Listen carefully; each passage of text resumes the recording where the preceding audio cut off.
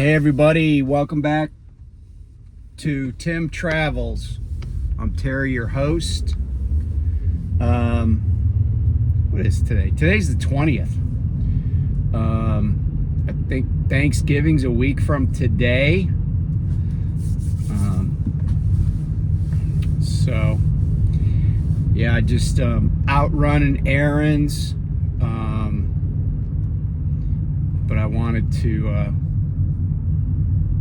talk about a couple of things.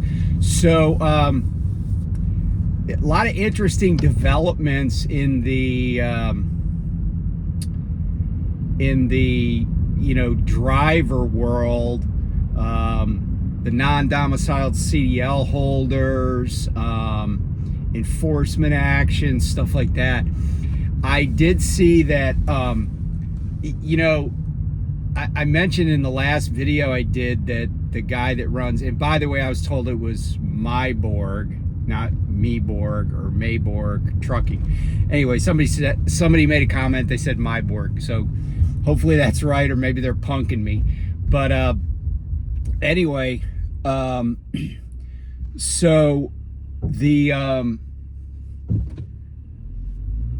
state of California has basically rescinded 17,000 non-domiciled CDLs, and they've given people 60 days, and then the licenses will be, suspended or deleted or whatever you want, whatever term you want to use. But that was in response to the U.S. DOT saying that they would hold federal highway funds. So I do think that that's, helpful. Although I'm not sure that California did anything wrong in issuing those licenses. I think they just issued them pursuant to the guidance that they were given. But that's 17,000 drivers that aren't going to be able to drive legally. Notice I said drive legally. It's always been one of my dad jokes. I'd be somewhere and I'd tell one of my kids, hey, I'm tired, I want you to drive us home. And invariably my kid, whichever kid it was, would say, I can't drive, I don't have a license. And I would always say, you don't need a license to drive a car, you just need to know how to drive a car.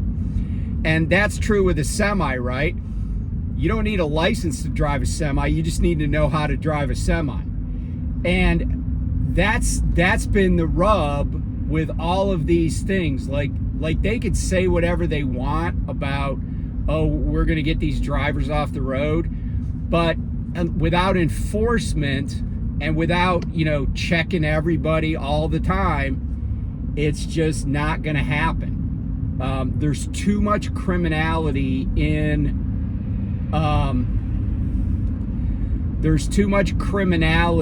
trucking to really stop it without somebody putting a stop to it. I was at a football game recently at Gettysburg College, and Gettysburg College was not doing well, but they did run a few plays where they would get good gains, like reel off 10, 11 yard gain on a play. And I said to my friend, I would run that play every single time until somebody stops me. And of course the coach was like overthinking it and calling all these other plays that weren't working. And I'm just like, go back to what you were doing that works. And it's the same thing with trucking, right? A lot of these guys are going to drive until somebody stops them. And just saying, oh, you're out of service, who gives a crap? If you're already running illegally, what's violating an out of service order doing? All you want is money. It doesn't really matter that bank robbery is illegal. People are going to rob banks unless you stop them. So there have been a number of enforcement actions that I've seen in different places where where ICE is, you know, taking people into custody, etc. But that's not enough until you get everybody, you know, and somebody made a comment on a video I did earlier, and they were just basically like, oh, you're being a racist because, you know, you're anti-immigrant. And, you know, my response to that is, I'm not anti-immigrant, I'm pro-law. But here's the thing. If somebody's obeying the law, as far as I'm concerned, they can be in the United States and work and make money and do everything that I do. But if somebody's not obeying the law for whatever reason, right, then they need to be taken off the road. And like I've said before, there are a lot of people that look like me that are out here driving illegally. And approximately I saw this figure, approximately 5% of the drivers, the CDL holders in this country, are immigrants. But they only account for like 0.2% of like big fatal crashes.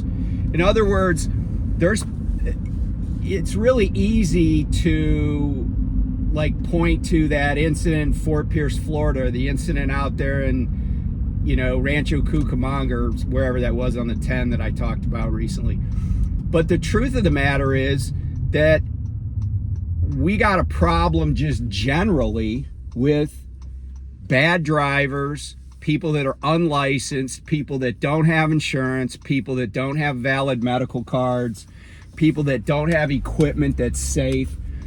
I mean, a few years ago, there was a dump truck that wrecked in DC, killed a couple of people at an intersection. That guy didn't have, he had like brakes on one of the, you know, wheels that worked. Every other brake, the other 6 were like shot, you know. But that guy was driving around. He wasn't in this country illegally. He wasn't even an immigrant. He was some local yokel with a freaking death trap truck that he was driving around, and he killed some people. So again, there are so many examples of where it's just kind of like dumb luck that somebody got taken off the road. And I'll give you an example. There was a truck that came across the U.S. border from Mexico. They came in through Texas. They went all the way to Wisconsin. So they came, I guess they took a load to Wisconsin, and then they stopped somewhere and picked up, and were headed back to Mexico. And some like non-trucker, maybe they had a CDL like me, but somebody called the police because they're like, this truck's tires are all bald and one of them's flat.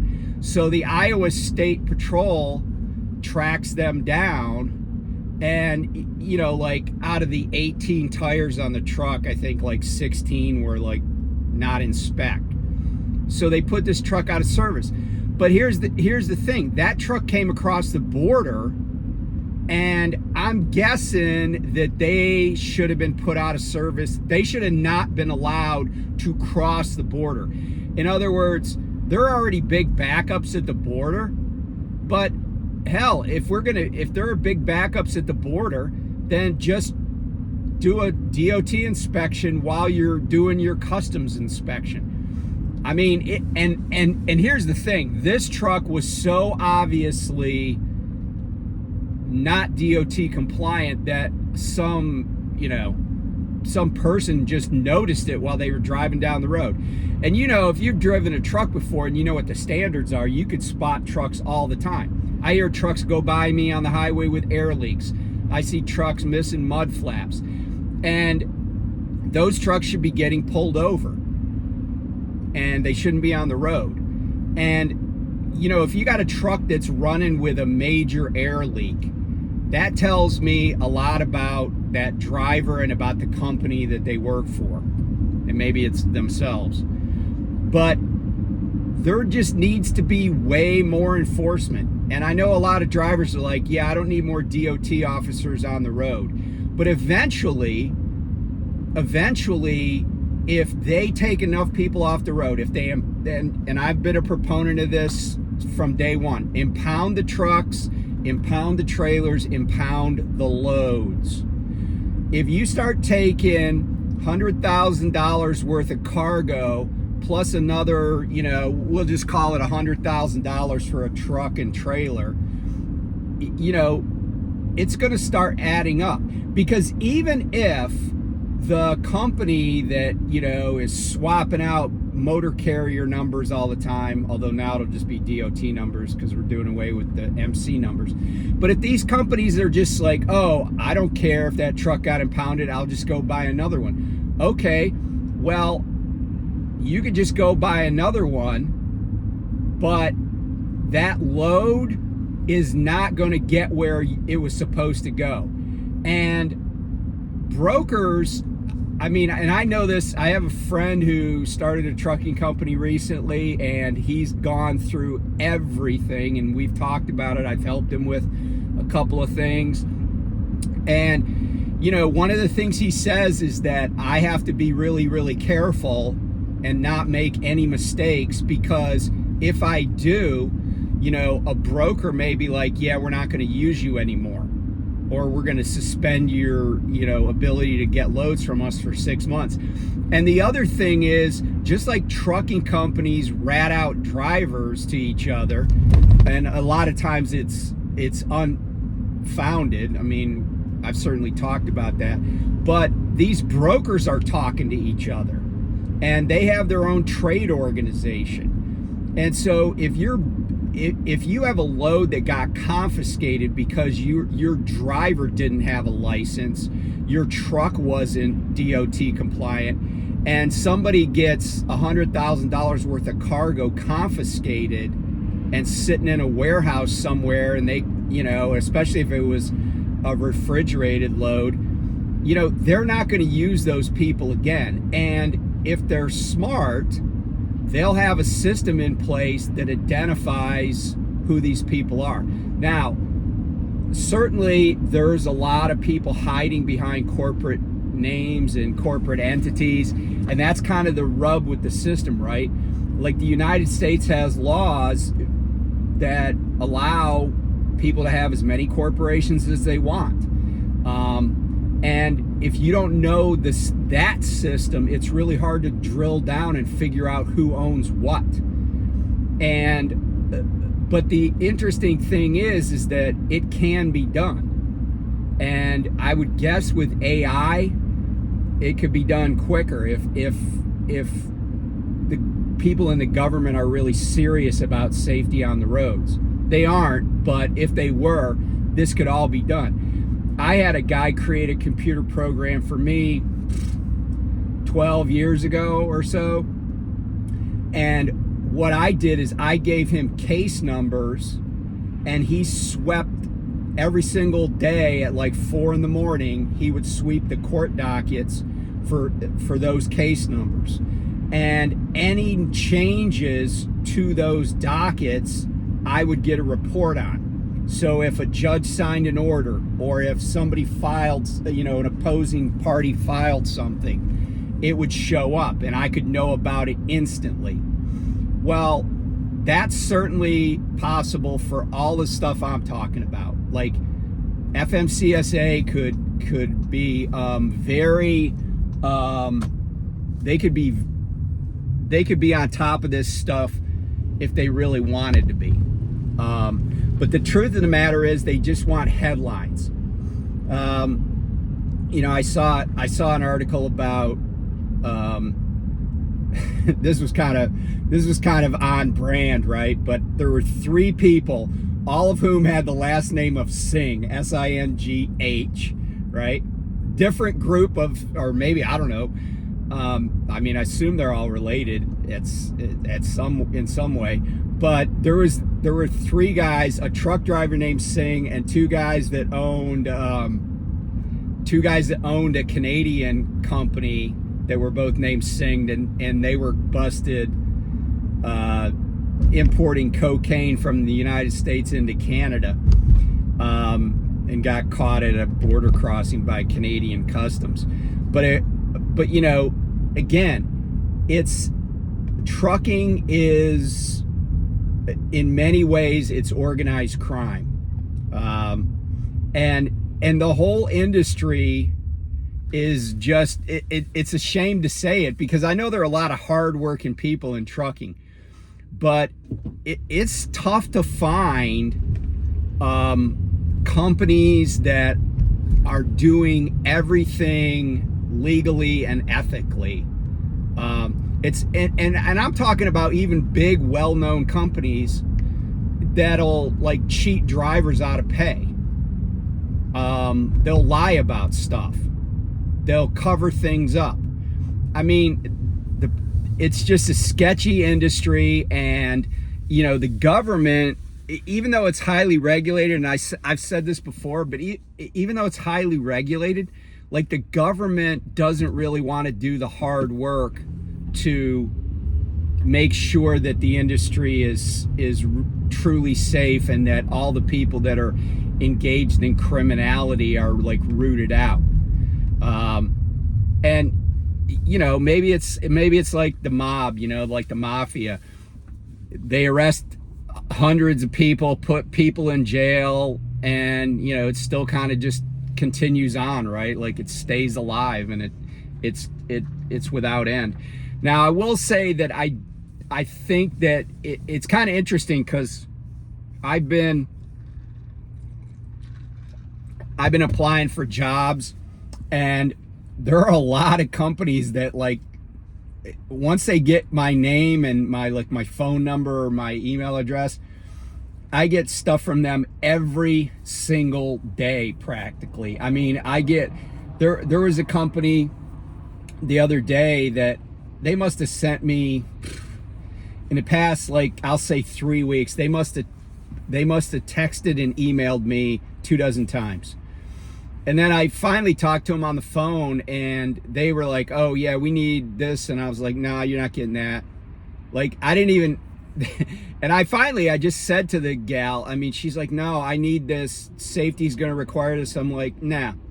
I said, look, I need a job, but I don't need a job at your company. I don't even know that I need a job. I want a job because I'd like to get back on, you know, doing something.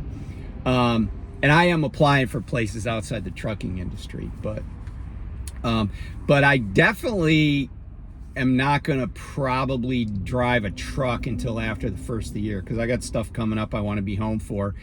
And I talked to a couple of companies a couple of months ago, and they were like, I said, hey, you know, I'll need like 8 days off, you know, around Christmas. And they're like, oh, that's our busy time. I'm like, okay, well, I guess I won't work for you during your busy time.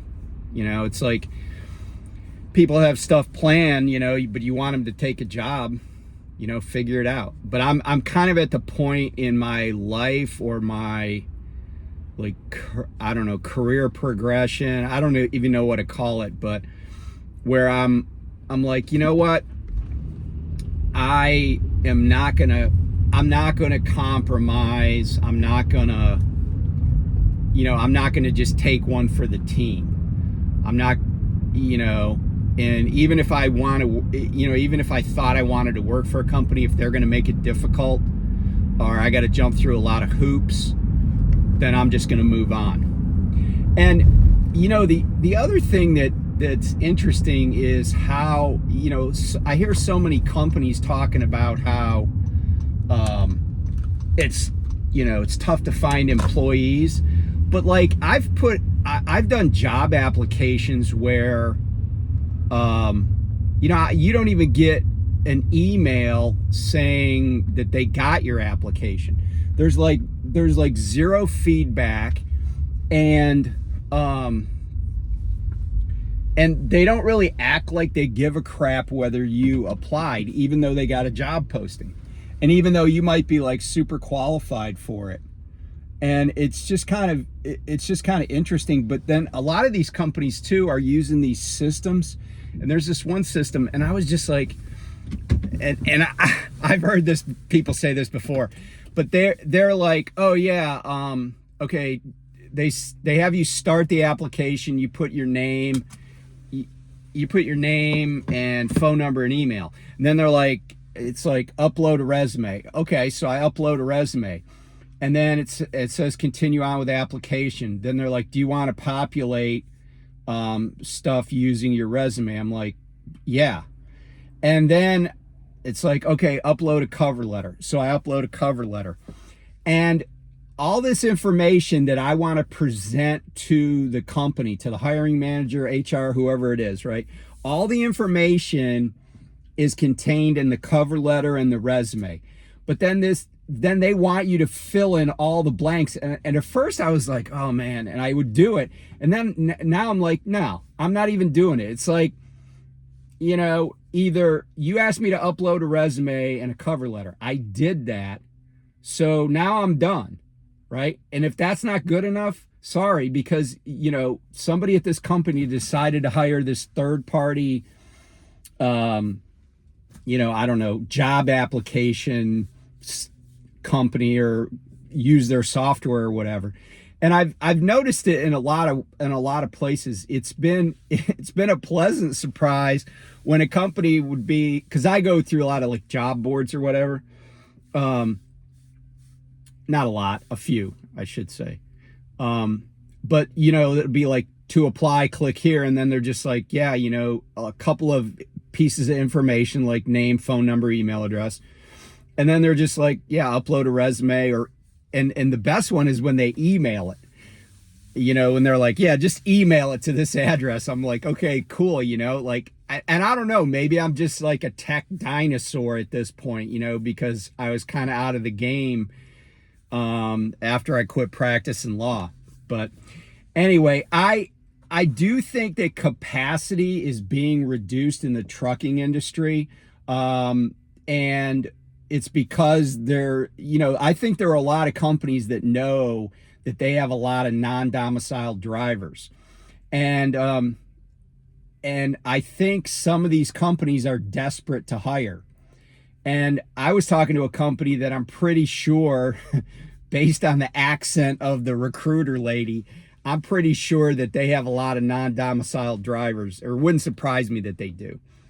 And you know, she was like, oh, I need this. I'm like, no, you're not getting that. Like, she was like, oh, I need this information from you, or I need you to scan this document. I'm like, no, you know, I don't care. She's like, oh, they're going to require. I'm like, okay, I guess you'll have to find somebody else. So I don't think I'm hurting myself by waiting.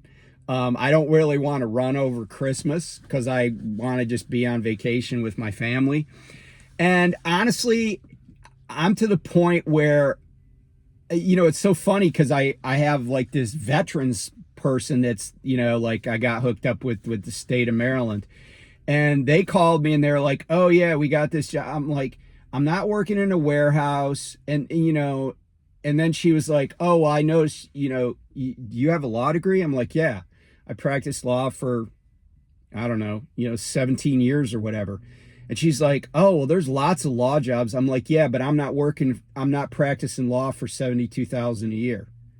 I'm like, you know, I'm not willing to go to court 8 times a week for 72 grand.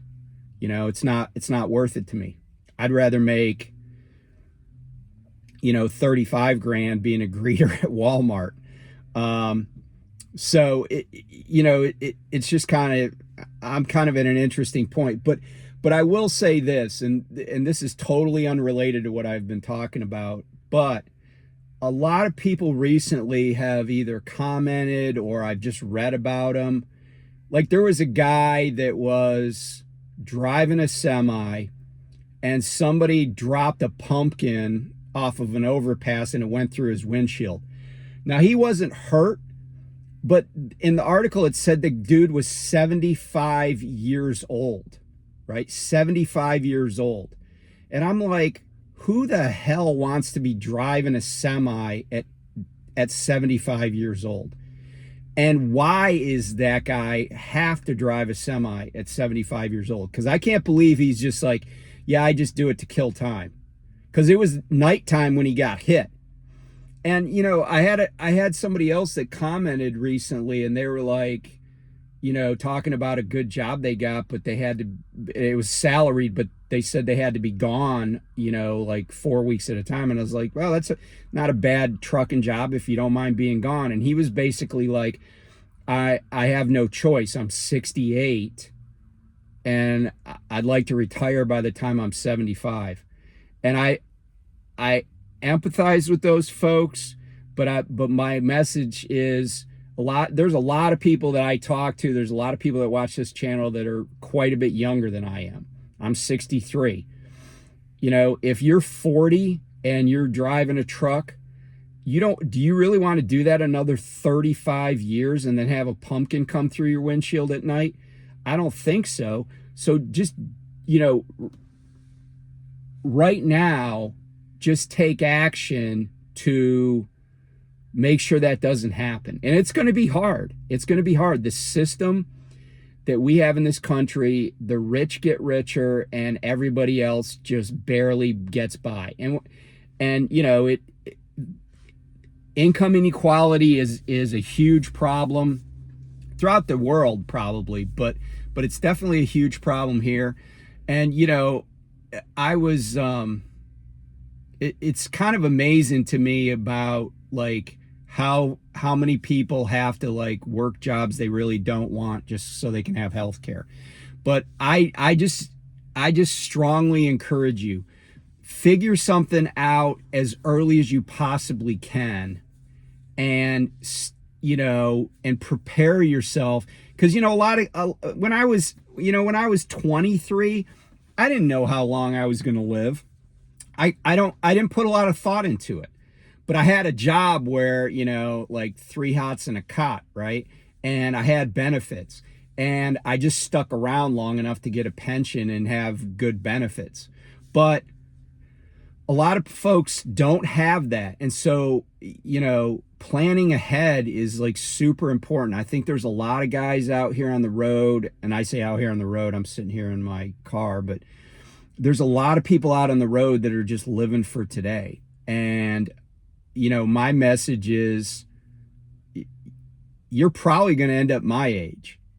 And yeah, I had, a serious medical issue that got taken care of, and I feel great, and I'm doing whatever I want to do, and riding my bike, and I'm just being the house man. I'm just doing all sorts of projects around the house, and I feed the chickens, and I'm going to go work at some point, but like my situation is better than a lot of people's would be given the same circumstances. But don't put yourself in a position where you have to work till you're 75. My dad died when he was 87 years old, and he worked probably till he was like 80, but it was just to get him out of the house. Like, that's what he wanted to do. I don't think he had to do it. I don't think he was like, I'm 78 years old, I better go to work today because otherwise we're going to starve. That wasn't the case. And so it's okay. But when I hear people say they got to work till they're 75, and when I say work, I don't mean like work in their garden. I mean have a job, right? To have income. Don't put yourself in that position. A lot of people don't believe in Social Security, but I do think it's a good investment, especially when your contribution is matched 100% by your employer. If you're a W-2 employee, you pay 6%, they pay 6%. So it's probably a better program than a 401k. And anyway, I'll get off my soapbox here, but yeah, I think anybody that's not encouraging legislators to push law enforcement, fund law enforcement to make the roads safer and get illegal drivers. And when I say illegal, I don't mean immigrants. I mean anybody that's not operating in accordance with the law needs to get shut down. So, you know, tell your congressman, tell your senator, state representatives, you know, complain about it. The squeaky wheel gets the grease. All right. I'll talk to you soon. Be safe. And yeah, have a good time. Bye.